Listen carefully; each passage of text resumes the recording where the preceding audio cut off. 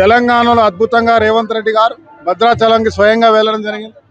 రామగుండం నియోజకవర్గంలో ప్రతి గ్రామంలో ప్రతి వాడన ఊరూరున ఎక్కడ చూసినా జై సీతారాం అని చెప్పి రామగుండానికే పేరు. రాముడు ఇక్కడ నివసించిన ప్రాంతం, రాముడు కలియాడిన ప్రాంతం. ఈ రాముని గుండాల సాక్షిగా ఇవాళ అద్భుతమైన సీతారాముల కళ్యాణం ప్రతి వాడన జరుగుతూ ఉంది, కనువిందుగా జరుగుతూ ఉంది. భక్తి శ్రద్ధలతో ప్రతి ఒక్క కుటుంబం ఇవాళ కుల మతాలకు అతీతంగా అద్భుతమైన ఏర్పాట్ల మధ్య చేసుకోవడం జరిగింది. ఇది మూడవసారి శ్రీరామనవమి శ్రీరాముని టెంపుల్లో గోదావరిలో అద్భుతమైన ఏర్పాట్ల మధ్య జరిగిన భవిష్యత్తులో శాశ్వత నిర్మాణం చేయడానికి ఈరోజు 2 కోట్లతో నిధులతో ఏర్పాటు అనౌన్స్ చేయడం జరిగింది. వచ్చే సంవత్సరం ఇంకా అద్భుతంగా చేసుకుంటాం. అన్ని ప్రాంతాల్లో కూడా బ్రహ్మాండమైన ఏర్పాటు చేస్తాం. ఆ శ్రీరామ రక్ష, సీతారాముల రక్ష, ఈ ప్రాంతం నవనిర్మాణం చేయడానికి ఆశీర్వాదం ఉండాలి.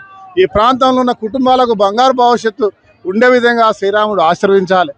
అన్నిటికీ మించి ఆ శ్రీరాముని ఏదైతే బంటున్నారో హనుమంతుడు బజరంగ బలి ఇవాళ 350 అడుగులతో రామగుండంలో రాబోతా ఉన్నాడు.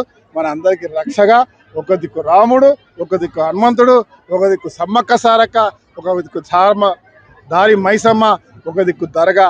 ఒక్కటి కాదు, నలువైపులా అన్ని దేవతల రక్షణగా ఈ నగరాన్ని అద్భుతంగా చేసే కార్యక్రమం చేస్తాం.